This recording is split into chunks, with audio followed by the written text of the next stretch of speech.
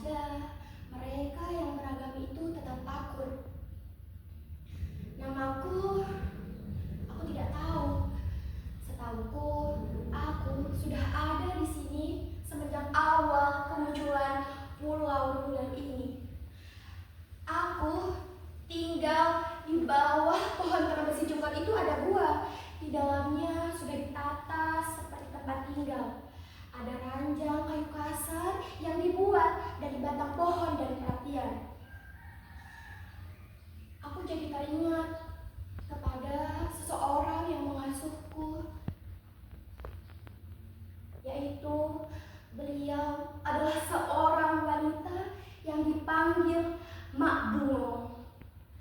Karena orang-orang di luar pulau besar itu memanggilnya seperti itu.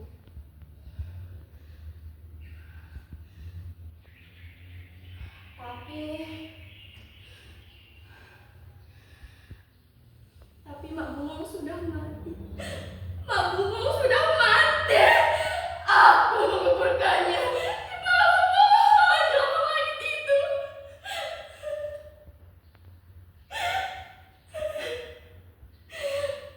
Sejak saat itu, aku bertekad untuk menjaga pulau Danau Ruler ini, hutannya, juga para binatang penghuninya.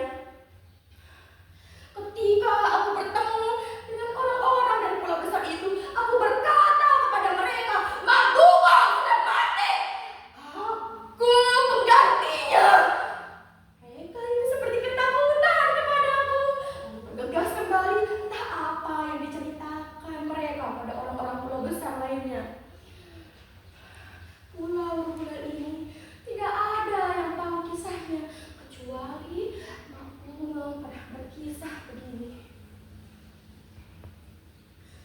Bungo, kamu harus tahu tentang kisah Pulau Ruler yang aku warisi padamu.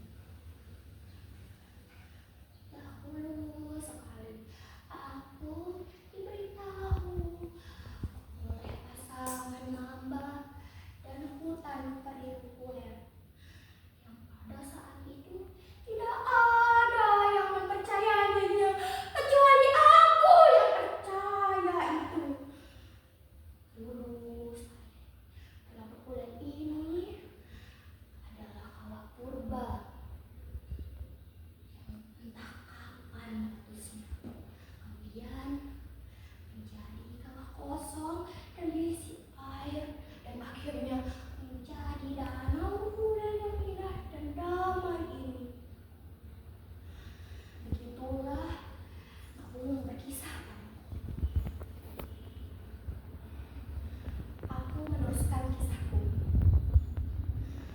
Aku pernah diajak berkeliling Pulau Ruler ini oleh Mak Bungo. Lalu setiap ada pepohonan yang ada binatangnya, Mak Bungo seperti berhenti sejenak, lalu berkata, ia berkata kepada binatang itu untuk mendekat. Dan anehnya, para binatang ini mendekat dan seakan-akan mereka ini seperti sedang berbicara. Lalu mereka perlahan mengikuti kami. Begitu dan terus begitu. Sesampainya kita di Danau Ruler, mereka seperti berhenti sejenak lalu beristirahat untuk meminum air Danau Ruler. Tidak ada saling berebut air, apalagi mangsa-mangsa.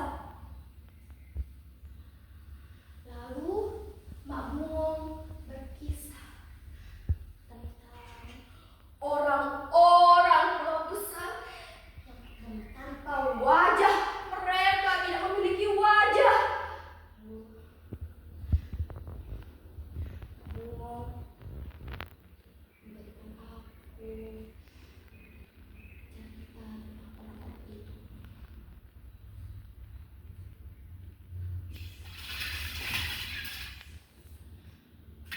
Sebelum aku berkisah, aku akan menekan siri ini. Siri ini diajarkan Mak Bungo padaku terus. Kadang saat aku mengantuk, aku memakan silik ini. Tentang orang-orang sekolah dari pulau besar itu, mereka terpesona melihat danau berkuda yang sangat indah ini. Mereka tak ada pertentangan sama sekali. Bahkan mereka seperti berjanji untuk menjaga pulau Berkuda ini bersama. Kecuali orang-orang tanpa wajah itu yang memiliki niat yang sangat busuk. Saat mereka meminum air danau Berkuda itu, wajah mereka jadi nampak aslinya sangat busuk, munafik. Mereka itu, apalagi salah satu pemimpin dari mereka itu yang bernama Rakusa. Aku sangat benci padanya. Dia berkata, aku akan menguasai pulau Berkuda ini berikut danau karenanya. Ini bisa menghasilkan uang. Aku bisa menjualnya menjadi air yang sangat mahal. Lalu pada saat itu Mak Bungo datang menghampiri Rakusa ini. Hei kalian orang tanpa wajah, kalian sudah dibuka kalau kalian akan meminum air danau Berkuda itu. Tapi kalian seharusnya malu karena jahat kalian ini sudah dibuka. Rakusa ini menjawab pertanyaan dari Mak Bungo. Lalu Mak Bungo berkata, kalian harus pergi dari sini. Aku adalah penjaga dari pulau Berkuda ini. Rakusa menjawab pertanyaan Mak Bungo. Kamu adalah penjaga pulau Berkuda ini. Tangkap dia dan gantung dia. Jangan biarkan dia lepas hidup-hidup.